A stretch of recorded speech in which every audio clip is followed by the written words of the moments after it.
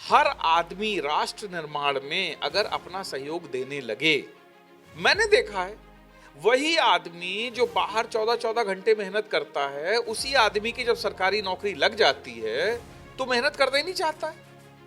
क्यों? क्योंकि उसको पता मुझे कोई निकाल नहीं सकता, सरकारी तनख्वाह बंदी बंधाई लगी। आज जो इसने जो कहते हैं ना बेरोजगारी बढ़ रही है, आप देखें रोज नेता चिल्लाते साहब बेरोजगारी, कहां बेरोजगारी बढ़ रही है?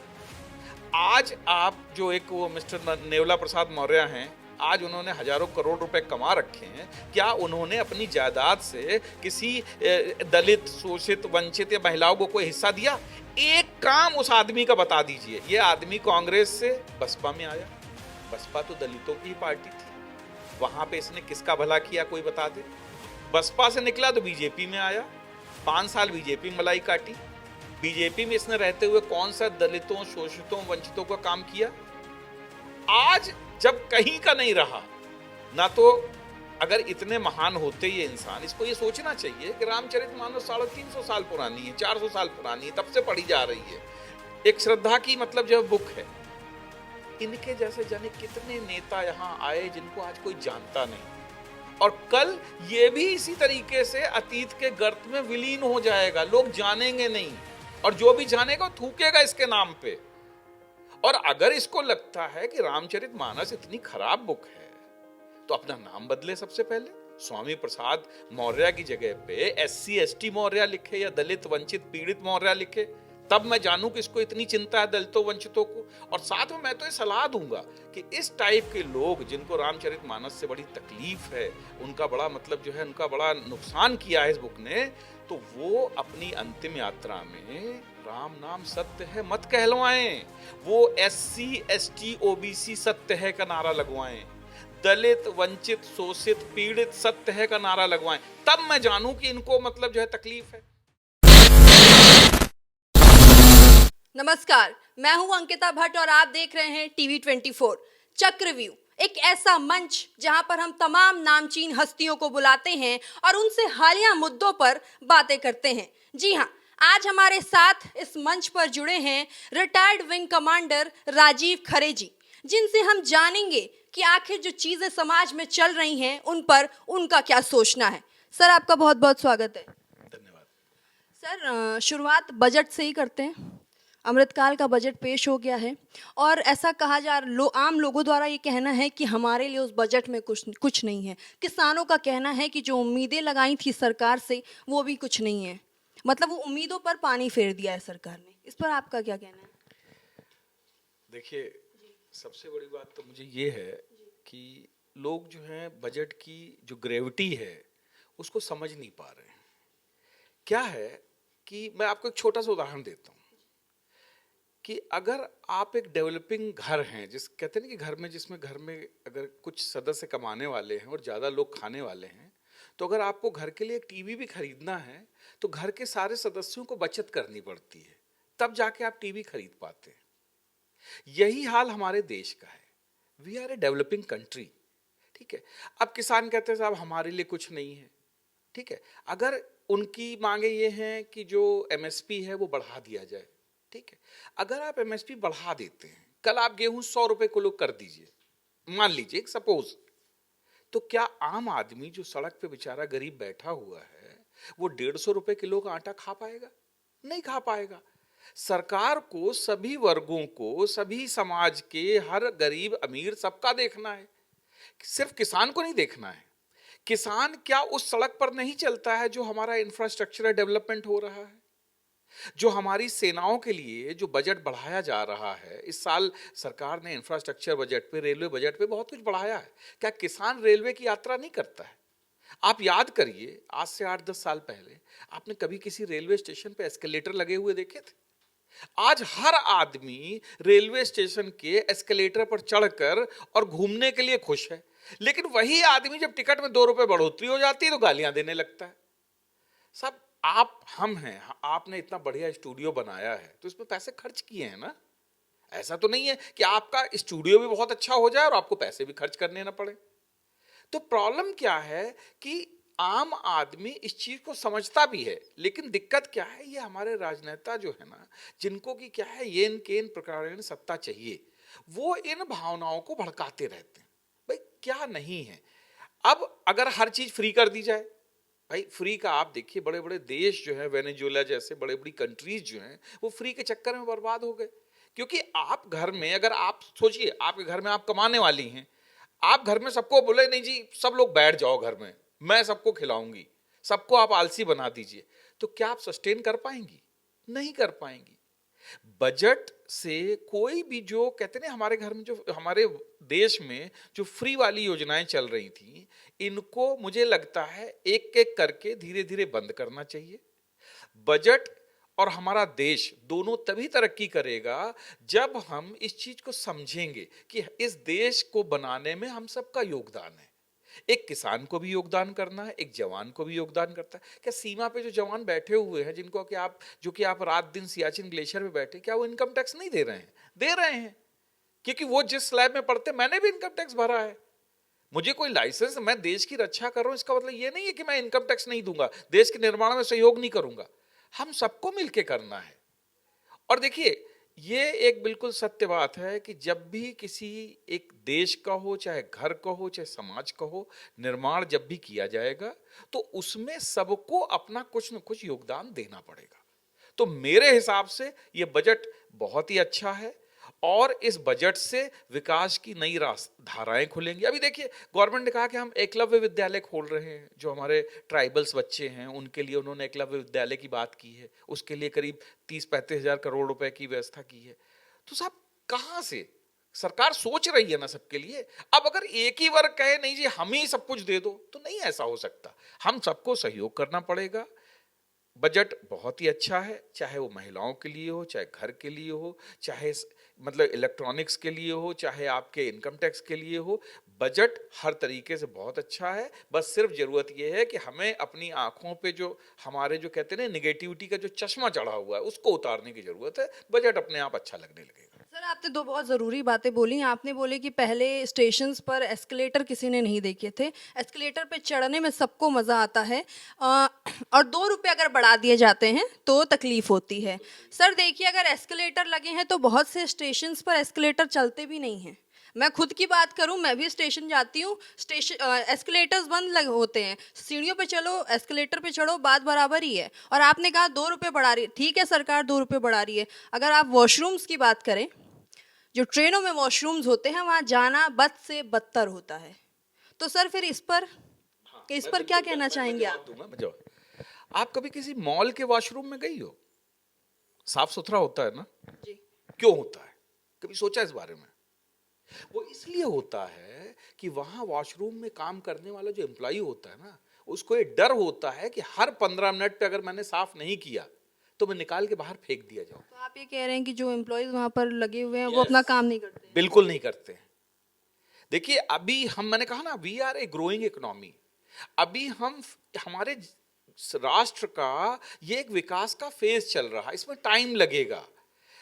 हर आदमी राष्ट्र निर्माण में अगर अपना सहयोग देने लगे, मैंने देखा है, वही आदमी जो बाहर 14-14 घंटे मेहनत करता है, उसी आदमी की जब सरकारी नौकरी लग जाती है तो मेहनत करना ही नहीं चाहता है।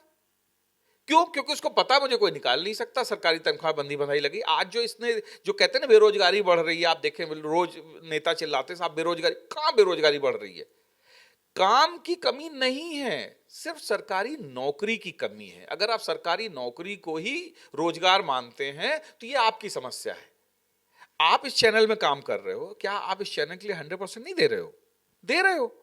अगर आप इस चैनल पे बैठ के अगर आप ये सोचो कि नहीं मैं दिन भर यहां ऑफिस आऊंगी और अपना टाइम पास करूंगी चली जाऊंगी, तो मुझे नहीं लगता कि मालिक आपको तनख्वाह देगा। ये बात उस हर सरकारी नौकर को समझनी पड़ेगी, चाहे वो वॉशरूम साफ करता हो, चाहे वो ट्रेन चलाता हो, चाहे वो प्लेटफॉर्म पे काम करता हो। आपने एक्सकेलेटर की बात की, देखिए हमारा बहुत बड़ा घर है, हमने जब स्विच लगाए थे, स्विच बोर्ड लगाए थे, तो उन पे पैसा खर्च किया था ना। बहुत सारे बीच में चलते चलते खराब हो जाते हैं, खराब को ठीक कराना हम सबकी जिम्मेदारी है। ये काम स्टेशन अथॉरिटीज को देखना पड़ेगा कि अगर कोई एस्केलेटर खराब हुआ है तो उसको जो है वो ठीक कराए। इसके लिए सरकार जिम्मेदार नहीं है, इसके लिए जिम्मेदार वो लोग हैं जो उस रखरखाव और मेंटेनेंस के लिए जिम्मेदार हैं। तो इसके लिए सरकार को दोष देना मुझे लगता है कहीं से भी सही नहीं है। सरकार कोशिश कर रही है, सब कारपेटिंग सड़कों की हो रही है। अब अगले दिन आदमी पाइपलाइन बिछाने के नाम पे गड्ढा खोद देता है, तो सरकार क्या करे? तो इसलिए हमें थोड़ा सा माइंडसेट बदलने की जरूरत है। मुझे लगता है धीरे धीरे सारी चीजें अच्छी हो जाएंगी। सर, दूसरा सवाल मेरा ये है, रक्षा क्षेत्र में भी इस बार काफ़ी निवेश करने की पेशकश की है सरकार ने, तो इस पर राजीव खरे जी क्या सोचते हैं? देखिए, मैं तो सोचता हूँ बहुत अच्छी बात है। आप याद करिए, आज से 20, 25, 30 साल पहले या और उससे पहले हमारे देश में ज़्यादातर घोटाले रक्षा से ही संबंधित होते थे, क्योंकि हम सारा सामान बाहर से लेते थे और उसमें कमीशन खाते थे। सर, राफेल तो रशिया से आया। मैं वही नहीं, राफेल जो है फ्रांस से आया है। मैं आपको वही चीज कहना चाह रहा हूँ कि देखिए, राफेल की जांच तो सुप्रीम कोर्ट ने भी कर ली, कुछ नहीं निकला। क्या होता है, देखिए, आप एक मेंटलिटी समझने की कोशिश करिए। आप कोई भी इंसान है, आप उसके ऊपर कोई भी इल्जाम लगा दीजिए, 10 लोग कहेंगे कि झूठा है, तो उसमें 2-4 आपको ऐसे मिल जाएंगे फ्रस्ट्रेटेड लोग, कॉन्स्टिपेटेड लोग, जो कहेंगे नहीं जी बात तो सही है, कुछ तो है। लोग कुछ तो है के चक्कर में चीजों को एस्केलेट कर देते हैं। ठीक है, अभी क्या हुआ है कि जो रक्षा क्षेत्र में अगर आप देखिए, जो मेक इन इंडिया की मुहिम शुरू हुई है, बहुत सारी डिफेंस कंपनीज जो हैं वो यहाँ पर आकर अपने उद्योग धंधे लगा रही हैं, हमारे लोगों को रोजगार मिल रहा है, और हमारे देश में ही मतलब मेड इन इंडिया रक्षा उत्पादनों का जो है कार्य शुरू हो गया है। आप देखिए, अगर आपने पढ़ा होगा, शायद आप लोग तो इस मीडिया फील्ड से हैं, इस साल हमने रिकॉर्ड जो है एक्सपोर्ट किया है अपने डिफेंस के आइटम्स का। पहले हम इंपोर्ट किया करते थे रिकॉर्ड तोड़ उस पे, अब हम डीआरडीओ पे, मींस कि हम डेवलपमेंट एंड रिसर्च पे पैसा लगा रहे हैं, और हमारे जो वैज्ञानिक हैं, हमारे जो रक्षा क्षेत्र की जो कंपनियां हैं वो अच्छा काम कर रही हैं, और हमसे अब विदेश वाले माल खरीद रहे हैं। जो जितने भी डेवलपिंग कंट्रीज हैं, now they are purchasing defence items from us. तो ये हमारे लिए गर्व की बात है। लेकिन प्रॉब्लम क्या है कि हमने बताया ना, हमारे देश में जितने देशभक्त हैं उससे ज्यादा जयचंद भरे हुए हैं। उनको देश की बुराई करने में जो आनंद आता है और जो उनको इसमें स्वाद मिलता है, उसका कोई जोड़ नहीं है। कभी आपने किसी अमेरिकन को सुना कहते हुए कि वो कहता I hate my America? No. लेकिन हम उसको कहेंगे, वो जब वो कहता आई लव माई अमेरिका, तो हम कहेंगे वाह क्या आदमी है यार, कितना बढ़िया, he says he love my America. But क्या हम में से आज अगर यही बात आप एक मुहिम अपने चैनल पर चला दें कि आई लव माई इंडिया, तो मैं कह रहा हूँ 50% आपकी बुराई करने में चालू हो जाएंगे। क्या, कैसे भाई आई लव माई इंडिया? जैसे आप आई लव माई इंडिया कहोगे, वो कहेंगे देखो जी सड़क खुद ही पड़ी है, देखो जी बिल्डिंग पुरानी हो गई है। अरे भाई, हर घर में कुछ न कुछ समस्या होती है, बट इसका मतलब ये नहीं कि हम अपने घर की फर्श खोद डालें। समझने की कोशिश करिए, हमारे देश में रक्षा का जो बजट बढ़ाया गया है उसके पीछे पर्पस है। पहले हम रिसर्च एंड डेवलपमेंट पे काम ही नहीं करते थे। डीआरडीओ नाम का जो ऑर्गेनाइजेशन आपने सुना होगा, वो एक सफेद हाथी था। आज डीआरडीओ वही हमें रिजल्ट दे रहा है। कितनी नई नई हमने जो है मतलब मिसाइलें से लेके कितने बड़े बड़े मतलब हमने जो है ड्रोन से लेके सारी चीजें हम अपने देश में बना रहे हैं, और लोग हमसे खरीद रहे हैं।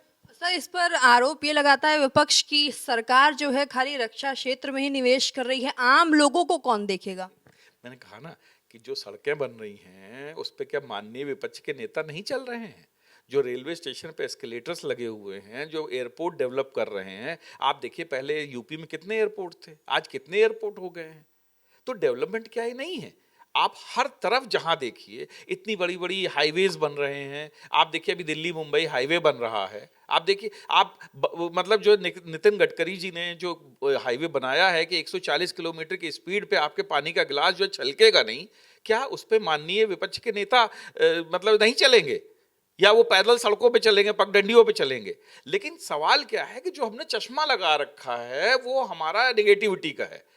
हमें कुछ भी अच्छा नहीं लगता। वो होता ना बारात में जो एक दो फूफा टाइप के लोग होते हैं कि चाहे कितना भी अच्छा खाना मिल जाए वो हमेशा दुखी रहेंगे। तो ये वो फूफा हैं जिनको देश की प्रगति अच्छी नहीं लग रही है, और मुझे लगता है कि आने वाले समय में जनता इनको नकार देगी।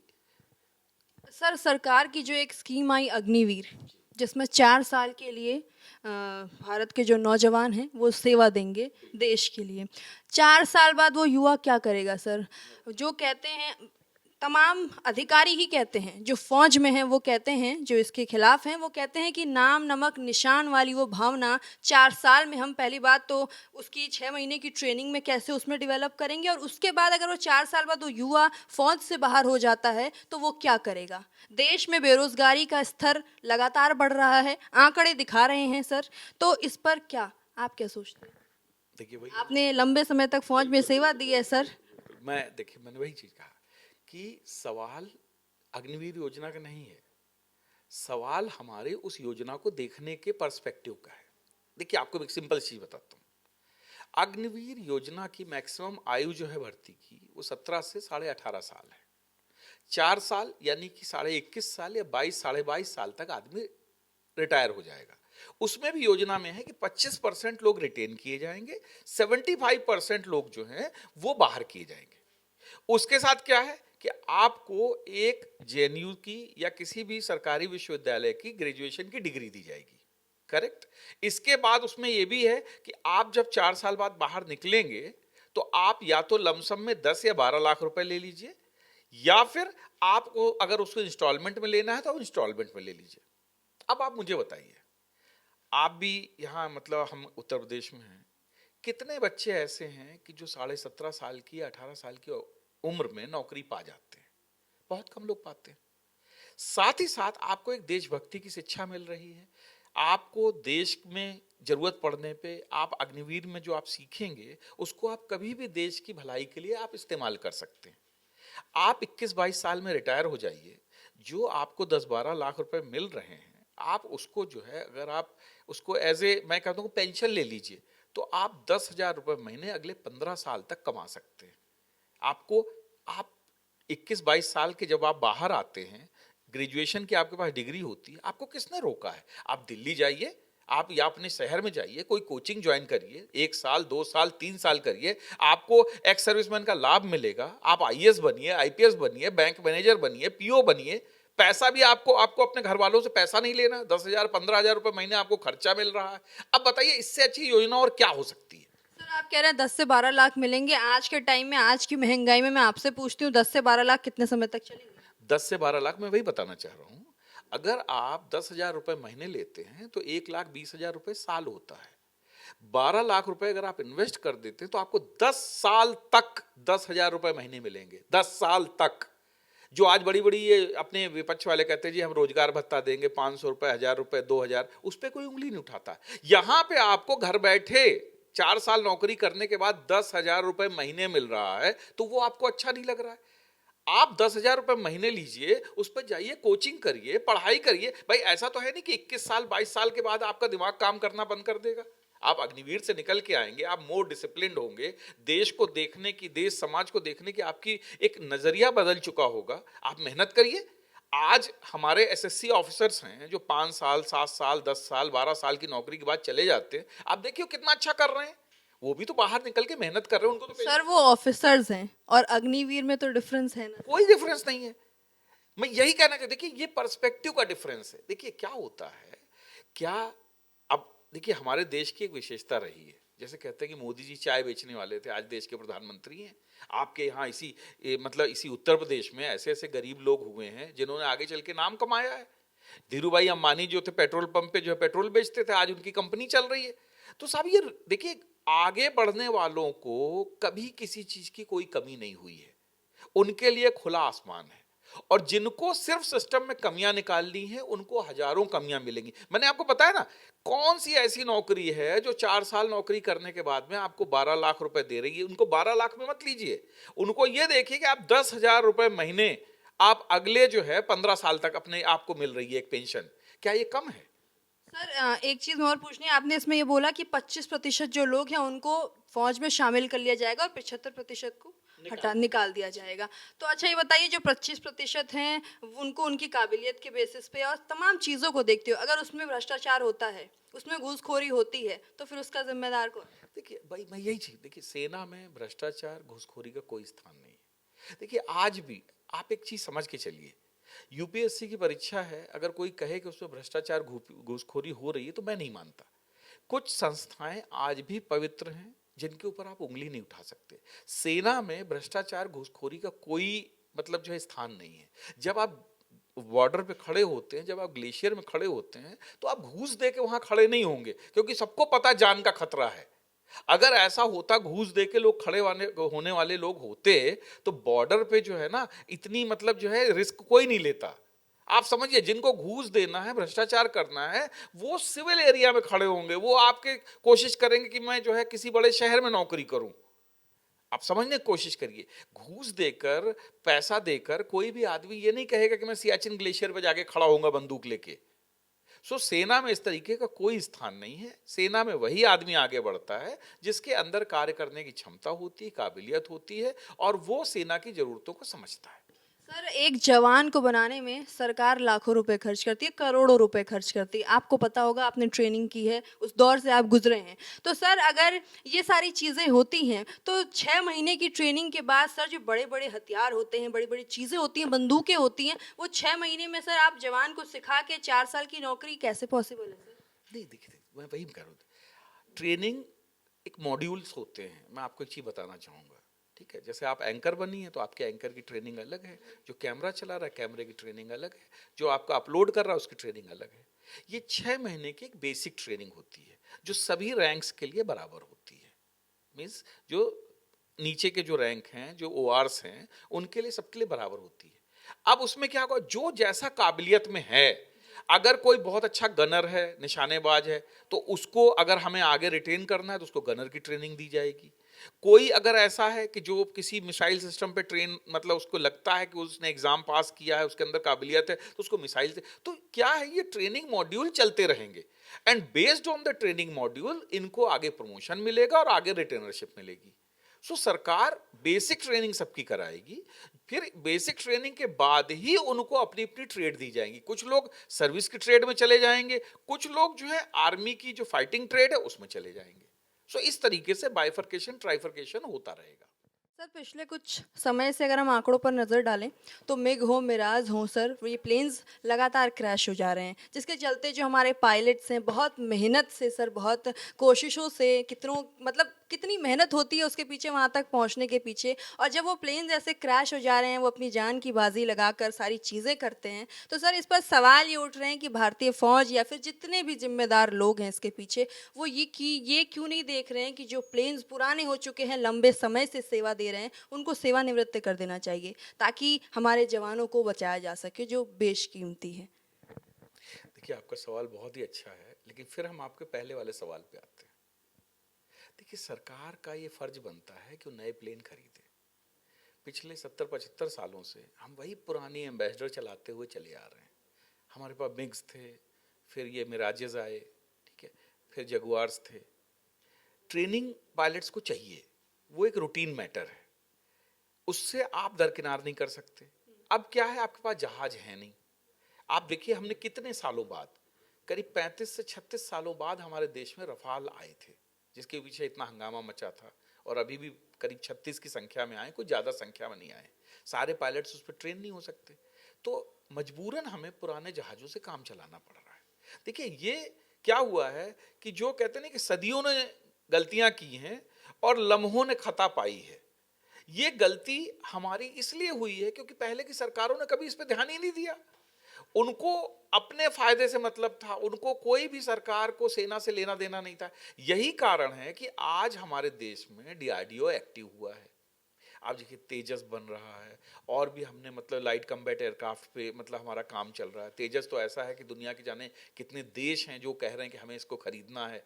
अमेरिका के मतलब कहते हैं ना कि एफ सीरीज के जो फाइटर्स हैं उनको मतलब ये टक्कर देने की उस पर आ गया है, ठीक है। तो आप समझिए, समय लगेगा, समय धीरे धीरे लगेगा, तब एक एक करके, क्योंकि एक जहाज बहुत कीमती होता है, 100 करोड़ 200 करोड़ 500 करोड़ 1000 करोड़ तक के आते हैं, इनको एकदम से रिप्लेस करना इट इज नॉट पॉसिबल।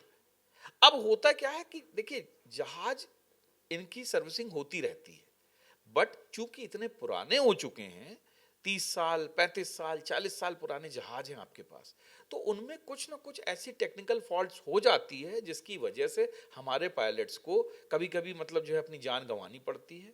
और उसके लिए सरकार, मुझे लगता है कि ये वाली जो सरकार है, ये अपनी कोशिश में जारी कर रख रही है और हर तरीके से कोशिश कर रही है कि हम नए नए फाइटर्स को, नए नए ट्रेनर्स को इंट्रोड्यूस कर सकें, ताकि हमारे पायलट्स को इस तरीके से जान न गंवानी पड़े। ये भविष्य का प्रश्न है, और मुझे लगता है आने वाले समय में धीरे धीरे ये पुराने जितने भी हमारे पास जो मिग सीरीज के चाहे जहाज हों, चाहे ये मतलब मिराजेस हों, इन सबको धीरे धीरे गवर्नमेंट रिप्लेस करेगी। सर, आपको नहीं लग रहा कुछ ज़्यादा ही हम धीरे चल रहे हैं जिस हिसाब से हमारे जवानों के आंकड़े बढ़ रहे हैं? देखिए मैडम, मैंने आपसे कहा ना कि अभी जवानों पे अगर आप पूरी तरीके से फोकस कर देंगे तो किसान नाराज होता है, किसान को अगर आप ऊपर फोकस कर देते हैं तो घर में गृहिणियां नाराज हो जाती हैं कि साहब गैस सिलेंडर कैसे बढ़ दिया।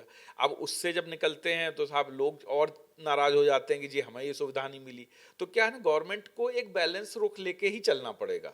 सारा का सारा बजट आप डिफेंस में डाइवर्ट नहीं कर सकते हैं, क्योंकि उसके अलावा भी आपको बहुत सारे सेक्टर्स की प्रायोरिटी देखनी है। बट उम्मीद है कि आने वाले समय में अगर हमारे अगर अपने खुद के जो LCA और दूसरी जो जहाज हैं जो हम बना रहे हैं वो जब बन जाएंगे, तो मुझे लगता है कि हमारे वहाँ इस तरीके की क्राइसिस से हमें निजात मिल जाएगी। सर अभी के दौर को हम देखें, धर्म को लेकर विवाद बहुत ज़्यादा हो रहा है। रामचरितमानस की जो चौपाई है जिसमें ये कह रहे हैं कि निचली जाति, बच्चे, महिलाएं, उन सबको नीचा दिखाने की कोशिश है। और काफ़ी सारे नेता, चाहे विपक्ष के हों चाहे पक्ष के हों, वार पलटवार लगातार जारी है। इस पर राजीव खरे जी क्या कहना चाहेंगे? देखिए, मैं सिर्फ इतना कहना चाहूँगा कि जो लोग रामचरितमानस पे उंगली उठा रहे हैं या रामचरितमानस की चौपाइयों को गलत ठहराने की कोशिश कर रहे हैं, वो मतलब हमारा क्या है कि मेरा ये मानना है कि पहले तो कोई भी किसी भी धर्म का जो धर्म ग्रंथ हो उसका अपमान नहीं करना चाहिए। ठीक है, जो मुझे पूजनीय है या आपको पूजनीय है, तो किसी तीसरे को हक नहीं बनता कि कोई उसका अपमान करे, उसको जलाए। आपको नहीं अच्छा लगता आप मत पढ़िए, आपको चौपाई बुरी लगती है आप मत देखिए। और सबसे बड़ी सोचने वाली बात है कि रामचरितमानस 300-400 साल पुराना ग्रंथ है। ये नेता आज हैं, कल नहीं रहेंगे, इनकी कोई वक़्त नहीं है।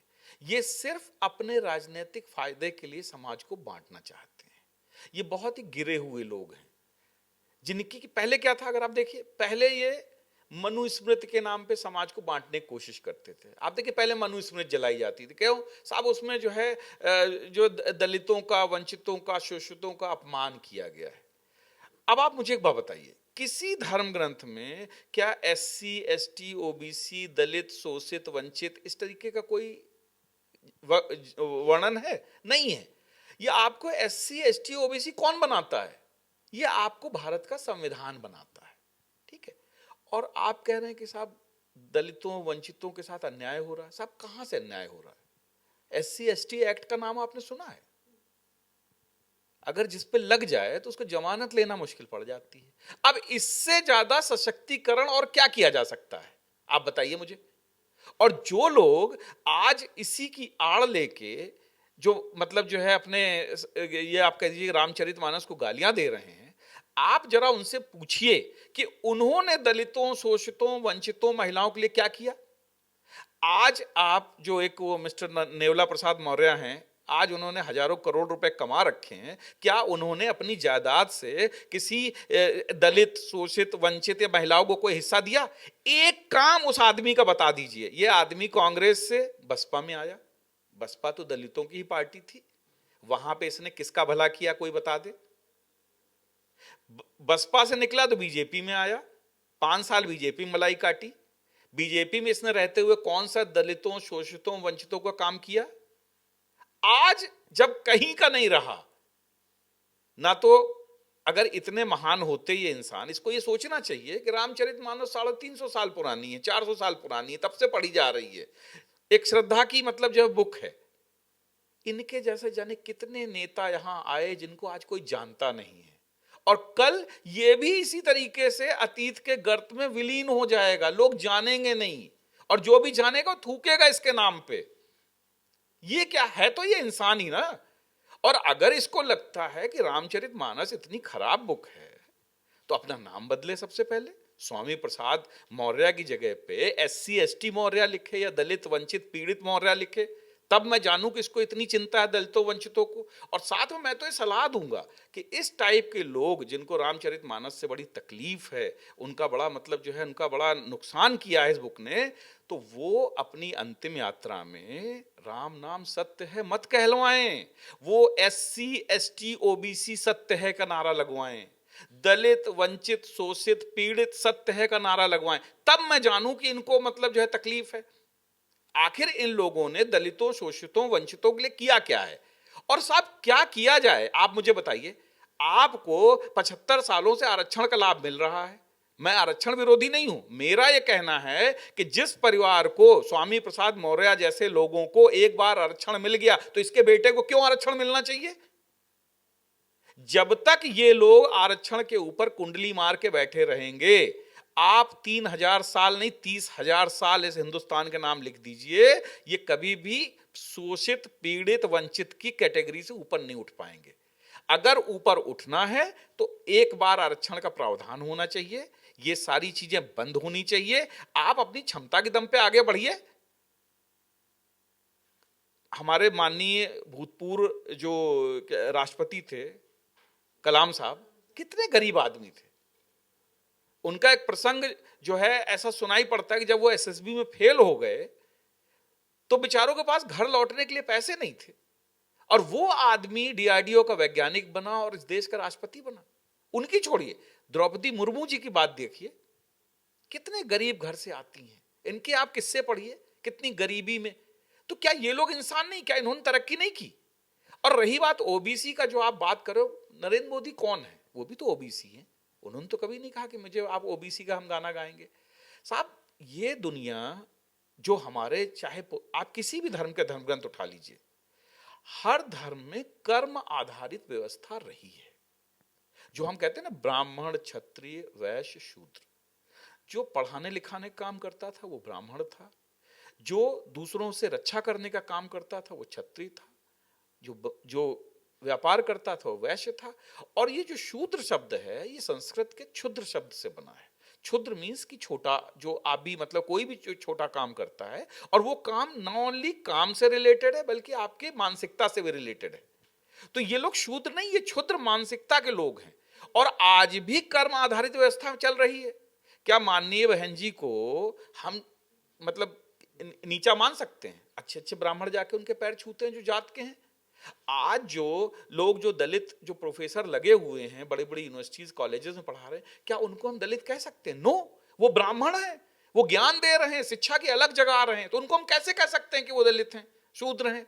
सर, आपने मोदी जी के बारे में बोला, इस पर मैं आपको काउंटर करना चाहूँगी। आपसे ये सवाल पूछना है, आपने कहा मोदी जी खुद ओबीसी के हैं, और पर विपक्ष तो उन पर आरोप लगाता है कि वो हमेशा राष्ट्रवादी बातें करते हैं, हिंदुत्व का झंडा बरदार करते हैं, और साथ ही साथ जो मुसलमान भाई बहन हैं हमारे, वो कहते हैं कि अगर मोदी भारत में है तो भारत सुरक्षित बिल्कुल भी नहीं है।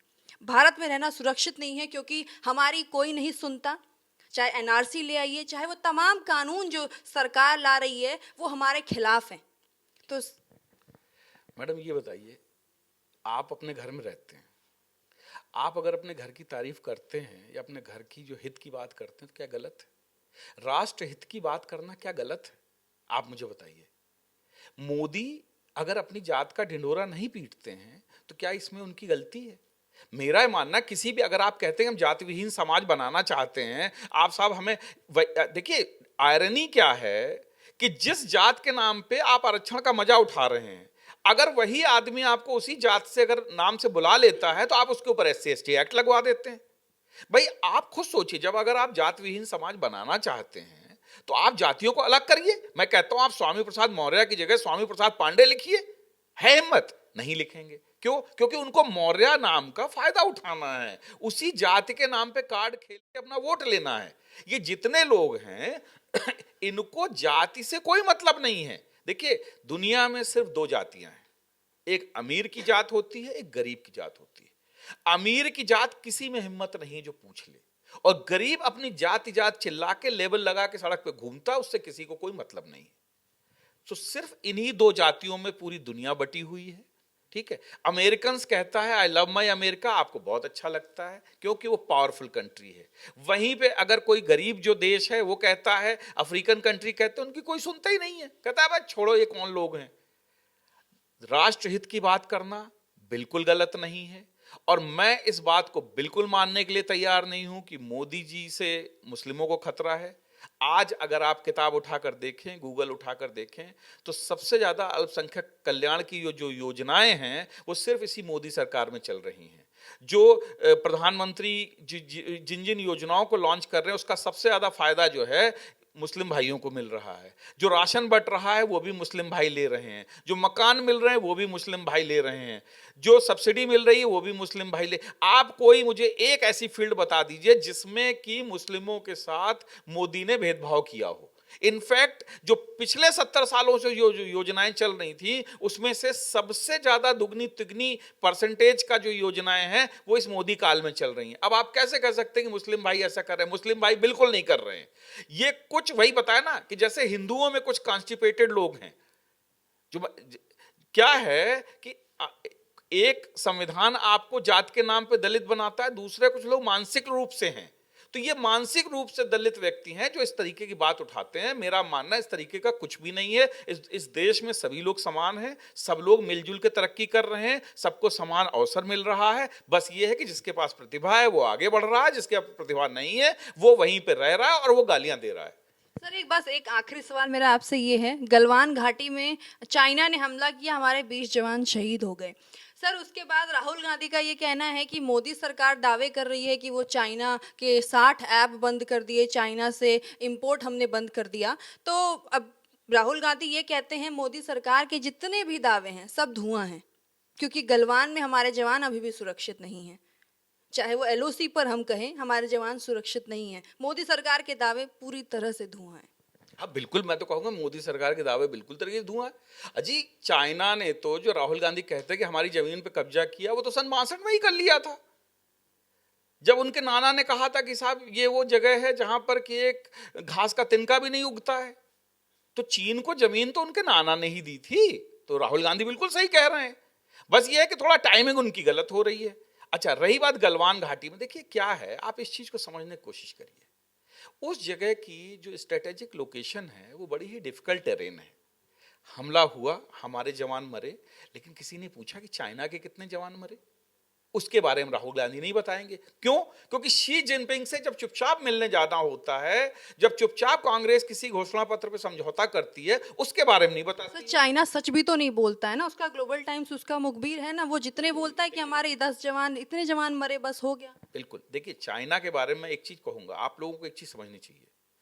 चाइना एक सचमुच का राष्ट्रभक्त देश है, उसका कोई भी नागरिक उसके देश की बुराई नहीं कर सकता है। सर अगर आप किसी से डिक्टेटरशिप करके जबरदस्ती बुलवाओगे कि हाँ मैं चाइना का नागरिक हूँ, मैं अपने देश की सेवा करता हूँ, तो फिर कौन नहीं बोलेगा? देखिए अगर आप डिक्टेटरशिप की बात करें तो मुझे लगता है हर घर में उस जो पिता होता है वो डिक्टेटर ही होता है।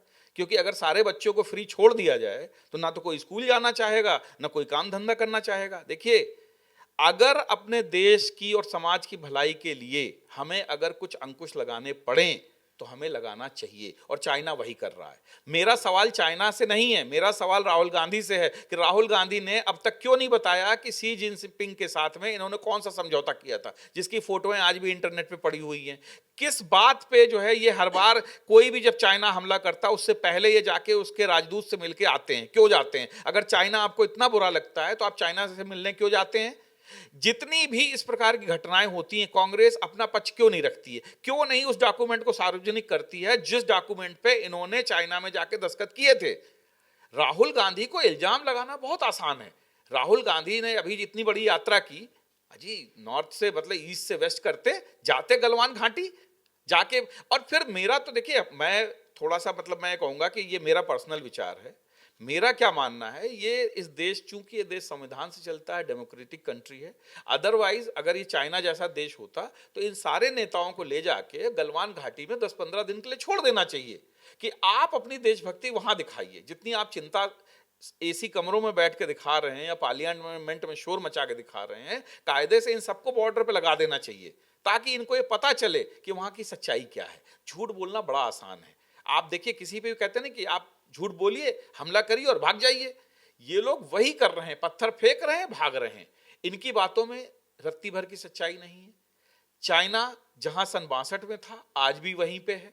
हाँ, सन 62 में जरूर हमारी हजारों किलोमीटर की भूमि पे नेहरू जी ने कब्जा कराया था, उसके बारे में कांग्रेस कभी नहीं बोलती है। और यही आपके मनमोहन सिंह हैं, आप देखिए जब थे तो इन्होंने क्या कहा था कि देखिए चाइना के जो मसले हैं उनको ज्यादा आप ओवर प्ले मत करिए, यही मीडिया से कहा था, उसको अंडर प्ले करिए क्योंकि हम चाइना के विषय में ज्यादा बात नहीं करना चाहते। आज इनको चाइना की बहुत याद आ रही है। तो ये सब राजनीति है, इसका कोई सच्चाई से लेना देना नहीं है। राहुल गांधी क्या है ये हम सब आप जानते हैं। हर आदमी का, इस देश के हर नागरिक का बोलने का जो कहते हैं स्वतंत्रता मिली हुई है और जरूरत से ज्यादा मिली हुई है, तो लोग बोल रहे हैं, इसके अलावा और कुछ भी नहीं है। बहुत बहुत शुक्रिया सर तमाम सवालों के जवाब देने के लिए।